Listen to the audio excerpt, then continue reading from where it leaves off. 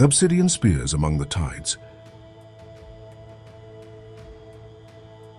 Strike Cruiser Tuarua's Judgement. Deep deck ritual space. 6th watch before translation. Warp pressure sang through the hull like a leviathan's groan. The strike cruiser bucked slightly in the currents of unreality, and the deep deck, far below the bridge and barracks, echoed with the low hum of grav stabilizers and the hiss of incense over cooling coals. 5 obsidian spears sat in a circle upon obsidian inlays, each polishing weapons or checking seals in ritual silence. For a long while, the only sound was whetstone on blade, the occasional murmured chant, and the creak of ancient warplate. Then Vaikato broke the quiet, as he always did. "Would you fight with the wolves again?" Rakai snorted. "Only if I wanted my kill confirmed with a belch and a headlock." Huananu didn't look up from his maul. They drank all our distilled water on Varani's fang and used promethium to roast groks. Tasted like boot leather soaked in madness. "You still ate it," Tehanu said dryly. "I wasn't going to let you have seconds," Muananu shot back. The others chuckled, the low, flat kind of laughter found only between brothers with too much time and too many scars. "They do fight well," Vaikato admitted, "even if they smell like wet fur and broken promises." "Better company than the fists," Muananu offered. "That's a low bar," Rakai muttered. "They once stared at a breach in our line for 3 hours, didn't speak, didn't blink. I think one of them was asleep with his eyes open." "Ultramarines would have written a poem about the breach," Tehanu added. "Then issued a correction," Haraki rumbled, entering the conversation for the first time. "They did try to correct our formation," Vaikato said. "Said our trident advance wasn't in the Codex." "Neither is swimming," Muananu replied, "but it still works." They laughed again. "Their chaplain once said my war chant was offbeat," Vaikato said. "He wasn't wrong," Rakai quipped. "You chant like a dying porpoise." "You would know," Vaikato shot back. "Your voice cracked in the last haka." "It was a reverent vocal modulation." "It was a high-pitched squeal," Tehanu corrected, eyes still closed in meditation. The laughter swelled and faded like surf against basalt. "Blood angels?" Vaikato asked. A pause. "Only if I can stand behind them," Rakai said, "with a stun baton." "They seemed normal when we landed on Charion," Muananu said, smiling, calm. By nightfall, one had eaten part of a servitor and stabbed a thunderhawk. "In that order?" asked Tehinu. "Hard to say, the picked feed caught fire." "So their chain of command is a roulette wheel of blood and hallucinations," Haraki rumbled. "Still better than the Black Templars." "They blessed our thunderhawk mid-flight," Muananu said. "While yelling," added Rakai, "loudly into the comms, I thought we were under psychic assault." "They challenged our pilot to a duel for insufficient zeal," Vaikato said. "He won." "Of course he did," Tehanu said. "He was Tuaruan." "Faith that loud," Rakai muttered, "has something to hide." "Not like the Dark Angels," Vaikato said, grinning. Everyone fell silent. "Remember that time their fleet just up and vanished into the warp, as we were about to drop assault the Orcs in Agnor 5, said Tehanu. "All we got from them was something about falling." "Their battle plans are just question marks and arrows pointing to shadows," Muananu said. "I asked their sergeant for a sitrep once," Rakai added. "He handed me a data slate with a single word on it, regret." "I heard one of them whispering to a wall," Haraki said. "Might have been praying, might have been apologizing to the wall." "They don't share," Vaikato said. "Not information, not fire support, not snacks." "They've got secrets piled on secrets like barnacles," Rakai muttered. "Even we don't hoard that hard." "Speak for yourself," Muananu said. "I've seen your quarters.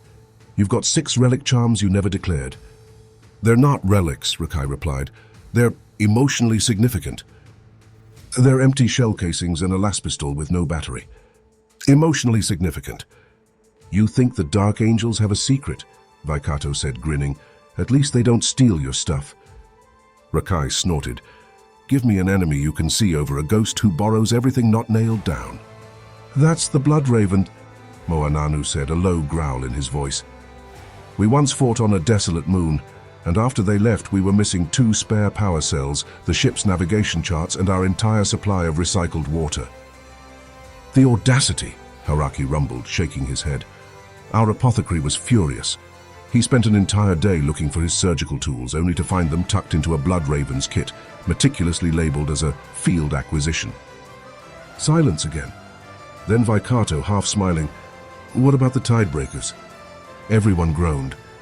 "They're not bad," Tehanu said. "They're just cursed by math." "Their tech marine delayed an assault for 3 hours," Haraki said, "waiting for an optimal tide chart on a moon base with no tide." "They had a 73-step breach protocol," Rakai muttered, "for a wooden door." "Tahu got tired of waiting and just kicked it in," Moananu said. "They've been drafting a formal complaint ever since," Haraki added. 5 drafts, Tehanu noted. 2 versions in hexameter, 1 in binary. "They once told us to pause a jungle skirmish until their flank alignment hit optimal convergence," Vicato said. "I told them the jungle didn't care." "They don't fight," Rakai said. "They calculate a fight, simulate it, prepare for it. But when the tide comes in, you have to move." "Still," Moananu allowed, "they held the cliffs at Kavara. Didn't break. Even when the orbital strike went off course." "So they're not cowards," Tehanu agreed, "just obsessed with being correct." "Like Vicato at chant practice," Rakai muttered. "I'll stab you in your sleep," Vicato replied calmly. "We don't sleep," Rakai reminded him. "Good. I'll do it while you're conscious." They all laughed again, so low and quiet but real. Then Moananu unexpectedly quiet. "Not all were bad." The others looked over. "You remember the Raven Guard, Sergeant? From Kavan's Hollow?" Vicato nodded. Even Rakai didn't interrupt. "We were pinned under that collapsed refinery," Moananu said. "Low ground, no cover. The cult had called in a Trigon Prime.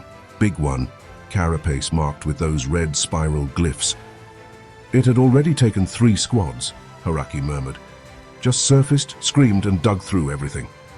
"He didn't say anything," Moananu continued. "Didn't give a speech. Just activated his beacon and sprinted toward the sound. Alone. Drew the whole swarm after him." "We didn't even see what killed him," Vicato said. "Only found fragments of his armor and a broken stim injector." "His Vox recorder was still transmitting," Haraki added.